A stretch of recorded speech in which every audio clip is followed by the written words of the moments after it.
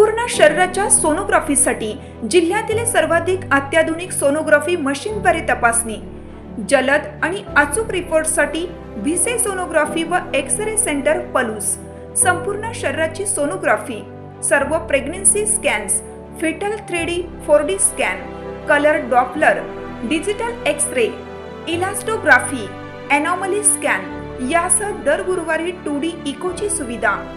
Bhise sonography व X-ray centre Palus, जुने Marathe Bhise hospital जवळ, कन्याशाळा रोड पलूस। जागतिकीकरणाच्या स्पर्धेत टिकण्यासाठी शिक्षणातील बदलांचा स्वीकार आवश्यक।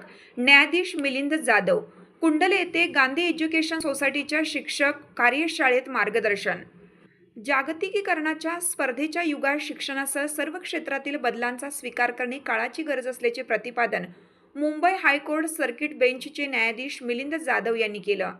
कुंडले येथील गांधी एज्युकेशन सोसायटीच्या शिक्षक कार्यशाळेत ते प्रमुख मार्गदर्शक म्हणून बोलत होते। अध्यक्षस्थानी पुणे पदवीधर मतदारसंघाचे आमदार अरुण लाड हे होते।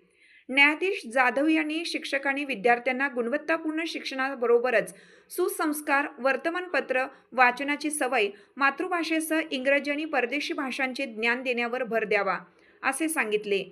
आमदार अरुण लाड यांनी नवीन राष्ट्रीय शैक्षणिक धोरणांची माहिती शिक्षकांपर्यंत पोहोचवणं आणि आधुनिक अध्यापन पद्धती आत्मसात करण्याचे आवाहन केले। गांधी एज्युकेशन सोसायटीचे सचिव ॲडव्होकेट प्रकाश लाड यांनी शिक्षकांनी शिक्षणातील बदलांचा सकारात्मक स्वीकार करून सर्वसामान्य विद्यार्थ्यांपर्यंत दर्जेदार शिक्षण पोहोचावे असे सांगितले।